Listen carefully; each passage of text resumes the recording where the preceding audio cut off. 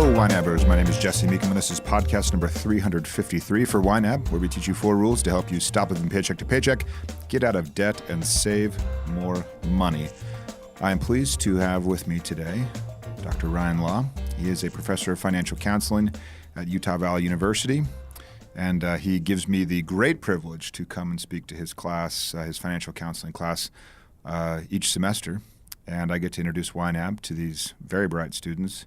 And it's a lot of fun. It's a lot of fun to know that we're planting that seed, perhaps, with those individuals that will then go on to help others. But Ryan has also made himself an absolute expert out of necessity and perhaps some kind of crazy interest in student loans. And he's counseled students in helping them navigate the waters of student loans. So if you are someone that carries student loan debt, or if you are a parent of a college student that carries said debt, or if you're just trying to navigate that area in some kind of form or fashion that looks even remotely like you know what you're doing, you'll want to listen to this podcast. Ryan has written a book. It's free for Kindle Unlimited, Student Loan Planning, and it's available on Amazon.com. It's excellent. It's nitty-gritty. It is detailed. It's tactical.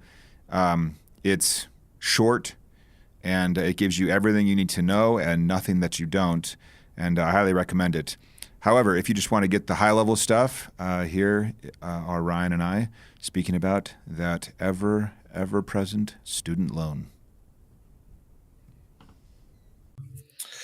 Okay, I'm here with Ryan Law. He's a professor over at Utah Valley University here in the neighborhood of YNAB HQ. Ryan, thanks for coming on the podcast. Absolutely. Happy to be here today. So you and I know each other fairly well. Give everyone a little bit of background on what you do, what you teach, and then we'll, how you got into the student loan arena, as it were. Absolutely. Yeah. We've known each other for, I guess, about 3 or 4 years now. Yeah. And I am, as you mentioned, I'm a professor over at Utah Valley University, where I teach in the personal financial planning program. And I also work with students to help them to manage their money better. So we'll help them to learn how to budget, or learn how to fix their credit, or manage student loans. And really, that's how I got into the student loan area, is that I've been working with students now for about 10 years total. And I saw student loans really hampering some of their abilities to achieve their dreams. And so decided to really study student loans quite a bit more so that I could help students out a lot more in that area. Yeah. When you were looking at this, over a 10-year period, have you seen any trends over the last decade? The main trend that you see is just increasing student loan debt, and not just the big number that we see, the 1.3 or 1.4 trillion dollars, but then individuals as well. That 1.4 trillion dollars really translates into a large amount of debt for a lot of students out there, current students, and then also students that have graduated. Gotcha. So we haven't doubled the student population or anything. No, not at all. Yeah. Okay. Well, I guess before we get into student loans, I should say, Ryan, you have this book, Student Loan Planning. It's anyone that wants to check it out on Amazon, you can just search for it there. Student Loan Planning, a borrower's guide to understanding and repaying student loan debt. Mm-hmm. So this is where they can get all the, you go into a lot of detail. It's a short book. It's a pretty quick read, right? But you do dive into a lot of specifics in there. So we won't go into that here on the podcast. But I do want to start even more generally, which is just what can people do to keep the cost of college low? Because as we've seen student loan burden rise, we've seen tuitions rise, and those are probably self-reinforcing. But yes. What can we do to keep the cost of college low for parents that may be listening, or kids that are, I say kids, they're going to be young adults getting into college. Sure. Well, there's a couple of strategies that I talk about in the book, and then just some general strategies as well. The first one, though, to consider is, do you actually need a college education? And I realize that as a college professor, saying that may be not acceptable, but that's okay. Yeah. Not everybody needs to go to college. And, there's a lot of people who maybe a trade school or working or other things might be the best option for them. Now, I'm very grateful for all the college that I've been able to do. It's helped me to get to where I am today. But as I mentioned, not everybody needs a college degree, but we've got this culture where everybody has to go to college, and it's just Yeah. not the right path for everybody. Yeah. And you say, you're really grateful for where you are and Hmm. based for for on the education that you've received, but you also, I would imagine, wanted to be where you are, right? So Right. as you started your college career, you realized, oh, I like studying. I like studying things in depth. And I mean, anyone that's, going to be a graduate student and then working on a thesis and all that, you Right. clearly are going to enjoy studying. Exactly. Right. So, Yeah, which isn't and for everybody. yeah, and there are many that would say, "Oh man, that guy lived his dream studying for a decade," where they Right. they wouldn't last 3 weeks. They'd be bored out of their minds. So, Absolutely. Hmm. so everyone, when you mention that, you're really grateful for it, and you've achieved what you've achieved is fantastic. But that's also based on what you like. What Right. has drawn you in. And I think a lot of people just think, "Oh, everyone's going to college. I guess I should too." Hmm. And they realize they don't like anything about it. That's right. So Absolutely. It's just not the right path for everybody. And that's important to look at, whether you're considering going to college or you've got children that are going to be college in the near future, college age. Is that the right path for them? And sitting down and talking with them and deciding whether or not this is the right path is really important to do. how would you do that with a kid that, well, we know that kids don't always know what's best for them, to use a pretty cliche phrase, right? Sure, sure. So how do parents navigate that discussion around, um, they don't want to sell their kids short. They don't want to say, Right, "Hey, I don't think college is for you." Maybe it is. So, and then how, when a kid's saying, "Oh, you mean I've just done 4 years of high school. I didn't like a day of it. right. And now I have the option of not going to college. That sounds really good to me, no matter what the job may be." Mhm. I don't know. Do you have any tips for how to get to the root of that issue? That's a good question, because most of us, from the time that we graduated high school, even through college or career or other things that we did, we change our minds a couple of different times, Yeah, whether absolutely. it's major or whether it's what job you want to do. So yeah, does my 14-year-old daughter know exactly what she wants to do while she's in school? Absolutely not. So I think it's just knowing your children well, working with them, and then when they're getting to that age, having really frank discussions with them about what college is. I think Yeah. when I went off to college, I had this idea that it was just going to be this fun place where you got to study whatever you wanted to. And then you get thrown into all these general biology classes and different things like that. And so it was a bit of a wake up call. So I think having frank conversations with them about what they want to do, and then also letting them have opportunities. So maybe they can go to a college class with a friend or a sibling. Maybe they can go work at a job for a week as sort of a small internship where they could go Mhm. and try out different things. I think those are some good strategies for a lot of children. And kind of what I'm hearing, to a degree, is this isn't a one conversation situation where you're saying, "Oh, Right. we had the college conversation. We deemed that it would no longer be, wasn't for you, or was." Uh, Right. and then, 3 years later, they've done whatever they've done, and they've had experiences, and they're a little Hmm. wiser for sure. And then, Right. maybe I want to give this college a shot. That shouldn't be out of the question. But, Absolutely. And I guess another strategy that could really tie into that is, there's a lot of low cost schools out there. So there's community colleges, there's smaller universities that aren't going to cost as much money. So if they're still trying to decide, or even if you know that you're going to go to college, it's a great strategy to save some money is to go to a lower cost school to start. yeah. And do you see kids successfully? I mean, um, where you teach now, you've this UVU isn't the first place you've taught, so you've had some exposure to other Right. schools as well. Do you see kids do just as well, having gotten an associate's degree at a quote unquote lesser school, and then transferring over? Is there any correlation? I see them doing just fine. In fact, in a lot of cases, they've got those generals out of the way, so they've taken all the biology and chemistry and English classes and things, and then they can transfer to a school where they can really focus on their area. So if they want to study, for example, personal financial planning, or if they want to study accounting or whatever, they go to a school that specializes in that area, and then they can really focus on that one specific area. So yeah, I think that's a great strategy for all students. If you don't have a scholarship, why go to a more expensive school? Yeah, absolutely. And when you have a cheap option, I don't remember what my community college cost was. I I don't think I'm wrong in saying I believe it was $500 That for sounds about the right. few questions or few classes I took. And so, and that was, 20 years ago, Right. It's gone up a little bit since then, but but it hasn't still gone low up at the cost. same rate Mhm. as USC or Harvard or any of those, those Exactly. big schools. So Right. when I remember that, I mean, that's kind of a cheap way of testing out not just your generals even, but Hmm. kind of saying, well, am I interested in computer science or some kind of tech or Right. language or whatever? It's a pretty inexpensive way, I guess, to change your mind while still working on your education. Branch out, Right. take a few experimental classes, and it wouldn't cost you an arm and a leg like it would at a big, 4-year university. Exactly. Okay, excellent. So that's one strategy, is to do the associate's degree or take as much as you can at less expensive school. Are there any other strategies to help people keep the cost of college down? Yeah, one strategy that we don't often think about is that most people should be working while they're going to school. There's actually studies that show that those who work 10, 15 hours a week or so, they're able to really keep the cost down of books and some of those other things that they can pay for as they go.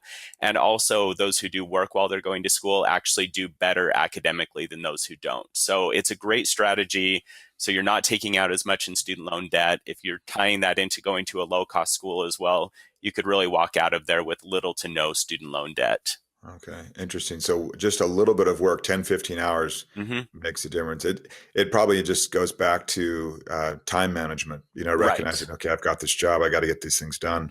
Exactly. Interesting. Okay, excellent. So let me kind of get a little bit into the realms of where you're an expert on the what's the difference. I see sometimes people throwing around this phrasing. Is there a difference between federal aid and federal loans? There is, right? There is. So federal aid is a couple of different categories. It would include student loans, so that's part of that, the federal student loans, but it also Okay. includes work study, which are those typically on-campus jobs, and then it also includes grants that Okay. students are able to get. So those are all considered federal aid. Gotcha. So some of the federal aid, like a grant, is just it's equivalent to, I mean, I guess you could equate it to a scholarship Right. to an extent. It's just money they give you to assist in helping you get through school. Right. You don't have to pay that back. It's just money, like you said, that helps you get through school. Okay. What are some common, I guess, and if someone's saying, okay, I got the federal aid I could get, I've gotten the scholarships I could get, because obviously you're going to promote the idea of, hey, exhaust every and all opportunity to get scholarships. Right. Once someone's gotten all of the quote unquote free money they can get, what are the pitfalls that students are running into in the student loan world? Sure. There's a couple that really come up, and I think the very first one is the ease of access with very little education tied into it. If you think about when you were 18 years old, what did you know about money at that point? And what did Yeah. you know about this large amount of debt that you could accumulate that has to be paid at some point in the future? You don't know what the interest rate is, you don't know what the repayment terms are. It's just at some point in the future, this is going to have to be paid off. So there's I think that is the main issue there, is that there's just so little education tied in. All students go through what is called counseling to Mhm. get their loan, but typically it's an online thing that they can click through really quickly, answer all the right questions, and then they're done with it. So Mhm. I think that is one of the main ones. A quick story of somebody that's in the book. Her name is Camille. She took out about $54,000 in loans while she was going to school. It's now grown to over $72,000. And she Mhm. said, I don't think we truly had any idea what we were doing to ourselves. Yeah. And that to me is just really terrible, that somebody could now be $72,000 in debt and they didn't really know what they were doing while they were taking out that debt. Yeah, absolutely. So we say we're educating them, but when in reality we're checking a box. There's no education really of Right. substance happening. Okay. That's correct. Or it's very quickly done, where they do it right at the beginning and then right at the end. But the whole time that they're going to school, there's no further checks. There's no they don't have to check in to see how much they have in loan balance. Most of them have no idea how much they're taking out each year. And then they get to graduation and they're really surprised that suddenly this is 54 or $72,000. Wow. And how does it work when you take out a loan?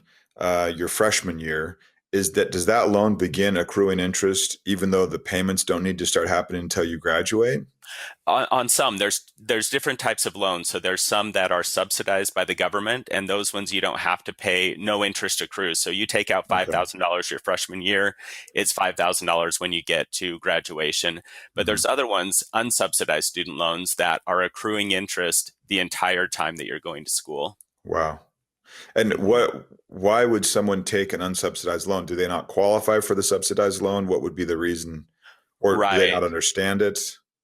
Yeah, the subsidized loans are need based, and so there's Okay. calculations that are based off of the FAFSA, which is that the application that you fill out each year for federal Gotcha. aid. And so if you have a need according to that, then you can get some subsidized loans. But a lot of students, anybody can get an unsubsidized loan. It doesn't matter Okay. if you have need or not. So a lot of students, they get this letter or it pops up on their computer screen and it says, this is how much you qualify for, and they just click accept all of it. Wow. Wow. So the ease is really that's Absolutely. a key pitfall for them. Absolutely. Um, Hmm. because with that, they lack the understanding around how it's going to compound if it's an unsubsidized loan. Correct. Yeah, they do payment deferrals and things like that. Hmm. Have I heard correctly that maybe you have 6 months after you graduate before you need to start paying? That's correct. With most loans, you Okay. have it's called a 6 month grace period where you don't have to pay. But again, those unsubsidized loans during that 6 months are accruing interest. So Yeah. it makes sense to, if you have to take out unsubsidized loans while you're going to school, to try to pay that interest as you're going through school. Gotcha. Wow. It's pretty, I don't know, pretty gnarly issue. It is. We're seeing the accessibility price wise of education without debt declining, while at the Right. same time the idea of needing education to get even the most basic of jobs. Hmm. They all seem to say, well, you need a college degree now, which I wholeheartedly disagree with. There's Absolutely. so many jobs out there that just kind of throw that out there as a requirement, and it's not. If you really think about it, you think, well, do you really need a college degree to do that work? Right. So Exactly. Hmm. it's kind of the rock and hard place seem to be getting, closer and closer together. Agreed. A lot of students stuck in there. Right. Okay. Would there be a consideration? I just maybe have one more question for you, Ryan. Would there be a consideration for consolidating? Is that a good strategy for someone that's maybe they've just graduated and they're like, oh my gosh, this mess I'm in. Right. Their information's likely going to be accessible by lenders that are anxious to, do some Right. kind of a refi with them or something like that. What does Sure. that world look like? Couple of things to look at there. So there's two different types of consolidation. So one is where you consolidate all of your federal loans together under a federal consolidation loan. The reality is that that doesn't provide a lot of benefits anymore. It used to, but most people have all of their loans with one servicer and they're just making one payment. And so it's not, in the past, you might have had two or three different servicers where you were making two or three different payments. So that is there. It's an option that most people don't need to use. The other side, though, would be consolidating, as you mentioned, through a private lender. So there's a lot of companies that very aggressively market saying, you can refinance your student loans, your federal student loans, into a private student loan product. And that is a very dangerous step to take because federal student loans have some protections tied in, some different repayment plans. They've got some forgiveness programs, things like that, that if you refinance over to a private student loan product, you lose those benefits. So that's a step you want to take very, very cautiously. Gotcha. Okay. Well, it Can makes I share sense a that we're. quick story about that? Oh yeah, absolutely. Okay, so there's a girl that I know who she had taken out about $80,000 in student loan debt, and she was struggling with her payment because nobody sat down with her and walked through and said, here's some various strategies that you could utilize to lower your payment. Yeah. So she met with a bank, a very large bank, and they convinced her to consolidate or refinance them over to a private student loan. With a variable interest rate. So her interest Oh, rate is now 11%. She pays $800 per month and she makes about $30,000 per year. oh my That was a gosh. terrible strategy for her and definitely not in her best interest because if she had stayed with the federal student loans. She works for a nonprofit, so could have had some of that debt forgiven and could have had a very low payment. But instead, now she has no recourse. She can't bring that back over. Once you've refinanced it over to a private student loan product, you cannot bring that back over. Wow. Wow. So large bank. Okay. That's all I'll have Right. to say. Just Right. a large bank. Just don't mess with the large banks. That's probably Right. good Yes. advice. I There mean, you go. they have zero fiduciary responsibility That's for you correct. at all, you know. Right. Man, that's brutal. It So is. is there an upside at all to ever consolidating with a private? I mean, we get pitched constantly at YNAB Sure. Mhm. to, hey, let's partner, let's do this. And I've just never had a good vibe from, uh, I want to know, is there ever a reason that would be compelling to have someone Right. consolidate? Really, the only time where I could ever see that happening, it was I have a friend, for example, who he had some student loan debt and his interest rate happened to be really high. So he graduated at a time when rates were a lot higher. So he was Okay. actually paying about 10% interest on his federal student loan debt. And that Okay. was after consolidation and everything. So he was actually able to move it over to a private student loan product where he's now paying about 4 to 5%. So he recognizes Okay. he's lost some of the benefits, but he is paying lower interest. So for him, it made sense. And he knew that he was never going to use any of the other repayment plans. He wasn't going to utilize forgiveness programs or default or anything like that. And so he just decided to switch that over. But in most cases, it doesn't make any sense to do that. Yeah. Okay. So to kind of recap, we're saying out of the gate, make sure that college is really what you want, right? And what Right. what this new student wants, and don't just by default assume, hey, college is it. Right. That's number one. Number two is look for scholarships and grants, free money that you don't have to pay back Right. as readily as possible, and also have your child work. Really push that through. That work helps. Not just, I mean, it doesn't lower the cost of college, right? Right. It That's just lowers right. the amount you have to borrow. So Exactly. and helps. I think helps in so many other maybe non-qualitative or non-quantitative ways Hmm. be useful. And Absolutely. then when it comes to the student loans, educating on the effect of the interest, what the deferral is doing if it's unsubsidized, Right. knowledge about how much that debt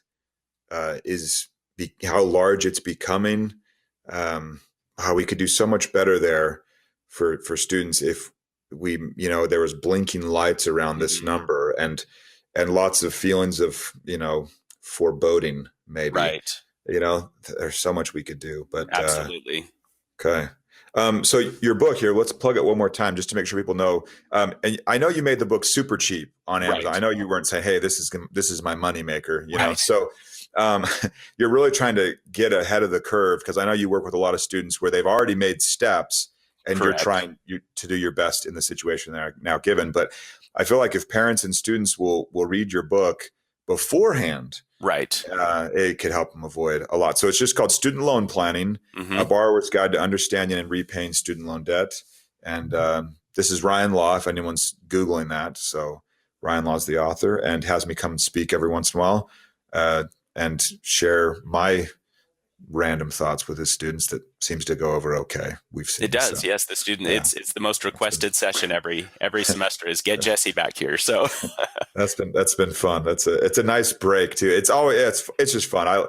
I'm not so far away from that time in my life where I don't have like major nostalgia, when sure. I think through that. So it's always fun to come back and talk. Absolutely. Ryan, is there anything else that we should have said or I should have asked you before I let you go and get back to your day? The last thing that I would say is that this debt doesn't go away. There are very Yeah. few exceptions to that. The government is going to collect essentially until you die, and that includes bankruptcy. This debt it doesn't disappear. There's a great quote from a colleague of mine. His name is Paul Lerma, and he says, not paying back your student loans is one of the worst decisions you can make next to marrying the wrong person. They never go away, and they're going to haunt you forever. So Yeah. that's the reality with these student loans. And if you have them, make a plan and get out of debt as quickly as possible. Yeah. It's possible. I've seen people with $100,000 just really dig in and attack that debt, and they get it paid off. So it is possible. All right. Thanks, Ryan. Thanks so much for coming on. And I hope we can keep spreading the word. And I hope we can see inroads. I hope we see progress across the whole politically, economically, individually. I hope we see things move in the right direction. Absolutely. So, all right. Well, thanks so much. And I'm sure we'll chat with you later. And yeah, it's been a pleasure. All right. Thanks so much. Okay. Thanks, Ryan. All right.